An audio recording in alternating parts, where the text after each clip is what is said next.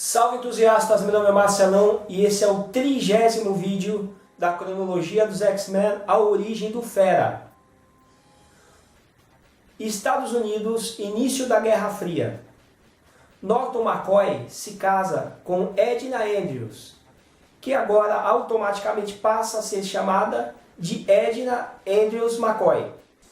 Imediatamente após o seu casamento, ele encontra um trabalho de técnico nuclear numa usina nuclear, apesar dos protestos de sua esposa, que temia pelas consequências dessa nova fonte de energia, que não era totalmente conhecida ainda, a energia nuclear. Ela temia muito pelo bem-estar do seu marido naquele ambiente de incerteza e perigo. O casal se muda para um assentamento residencial que pertence à usina. Um dia, durante a rotina de trabalho na usina, ocorre um acidente. Um acidente grave com o reator principal. Ocorre uma pane elétrica que impedia que as barras de carbono elas baixassem, Que o controle, a cabine de controle não tinha como controlar essas barras de carbono, que são responsáveis pelo equilíbrio das energias dentro de uma usina nuclear. A equipe tinha soado o alarme, estava esperando o socorro, as equipes técnicas chegarem para resolver o problema, mas eles sabiam que isso iria demorar muito e tempo é uma coisa que eles não tinham. Então eles começaram a pensar na possibilidade de algum deles ali entrar na sala de controle e ativar o sistema manual, que é um procedimento muito perigoso.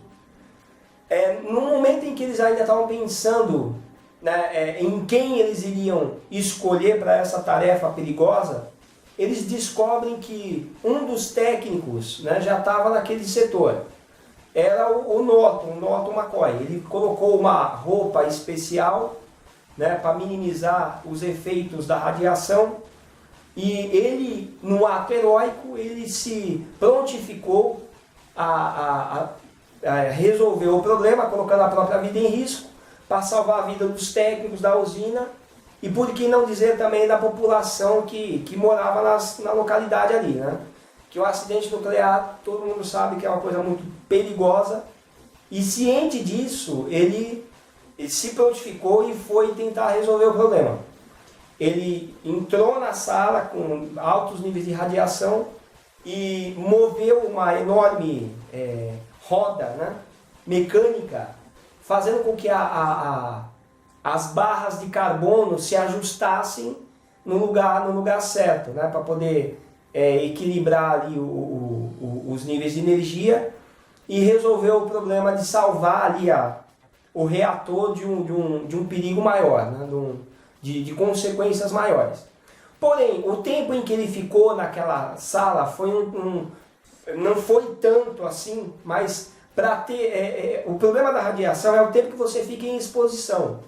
E apesar de ter tentado ser o mais rápido e breve possível para salvar ali o procedimento, resolver o procedimento de perigo, ele ficou exposto.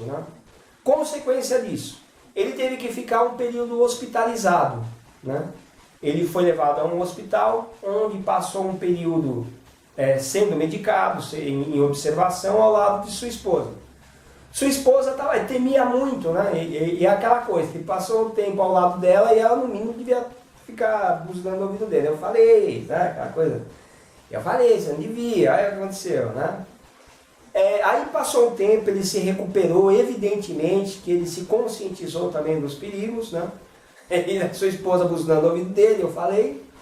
E eles mudaram para um outro local, ele arrumou um novo emprego, Aos dois, como um casal amado que eram, eles estavam vivendo felizes, quando o Norton recebeu uma notícia inesperada e maravilhosa, assim, Quando o casal ele casa já pensando em constituir uma família. e ele recebe a notícia da Edna de que ela estava grávida. Né? Aí o que aconteceu? Evidentemente que o casal ficou muito feliz, mas também ficou preocupado. Né? Eles foram no médico, ele teve aquele acompanhamento, o médico, eles fizeram todos aqueles exames, aquele acompanhamento com a gestação dela. O médico chegou para ela e disse, num dado momento, em que a criança de fato havia sofrido alterações, algum tipo de alteração fisiológica. Né? Ela ficou em pânico, né? Mas os dois decidiram ter a criança. Eis que nasce, né, o pequeno Henry Philip McCoy, que foi o nome que o Norton deu para o filho. Né? O Henry, ele nasceu, né, basicamente como uma criança normal, porém era muito visível que as suas extremidades, mãos e pés, eram maiores do que o normal.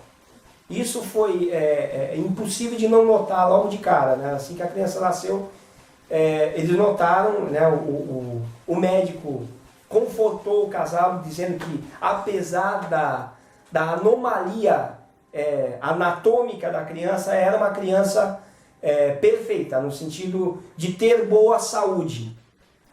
Né? Aí o que acontece? Beleza, eles ficaram felizes pela criança que eles tiveram e tudo mais, levaram a criança para casa, e logo de início eles notaram que o pequeno Hank, ele possuía uma capacidade incrível à medida que ele começou a crescer dentro de um período de crescimento de uma criança normal, em que a criança começa a ter contato com o mundo exterior e pegar coisas, que ele tinha a mesma desenvoltura de utilizar as mãos, ele utilizava os pés também, da mesma forma.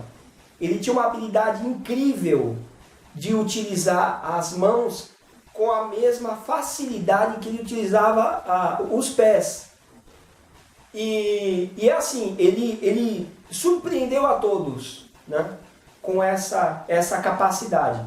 O que eu quero deixar claro para vocês é assim, porque olha que interessante. Os mutantes que foram contados até agora, os personagens que eu falei para vocês, os integrantes dos X-Men que foram contados as suas origens até o momento, eu deixei claro para vocês que 95% da manifestação do Gen X no organismo ocorre, ele manifesta o poder na puberdade, né, na adolescência. Só que o que acontece? No caso do Hank, o fato do pai dele ter tido contato com a radiação, com altos níveis de radiação, causou uma alteração fisiológica nele. Né?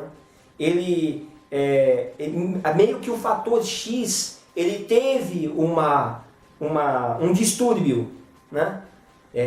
Bem essa a palavra. O fator X, ele sofreu um distúrbio, justamente em função com esse período em que o pai dele ficou exposto à radiação. O que tem que ficar claro é que o fator X não surgiu no corpo dele em função da radiação, porque o fator X é um salto evolutivo. Né? A era nuclear, ela meio que antecipou muito disso. Ela causou de fato alterações, né, nos mutantes que nasceriam naturalmente. No caso do Hank, ocorreu isso na infância, né, logo quando ele era um bebê, essa anomalia. Né, e ele foi crescendo, né, como uma criança normal, com essas características diferenciadas, e logo nos primeiros contatos que os pais tiveram e que o tio dele teve com ele, né? É engraçado que o tio dele, o tio Bob, quando foi visitar o Hank algumas vezes, ele meio que foi vítima dessa alteração que a criança sofreu, né? Porque ele evidentemente, como um tio zeloso que ia brincar com o pequeno Hank, ele sentiu que a criança era muito forte.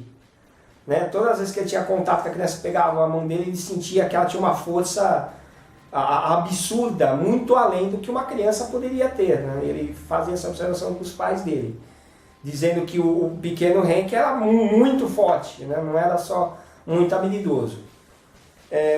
Tem muita coisa ainda para falar a respeito do Hank, né? Vamos dar continuidade nos próximos vídeos. A princípio é só isso que eu vou falar para vocês, né? Não deixe de acompanhar os nossos vídeos, tá?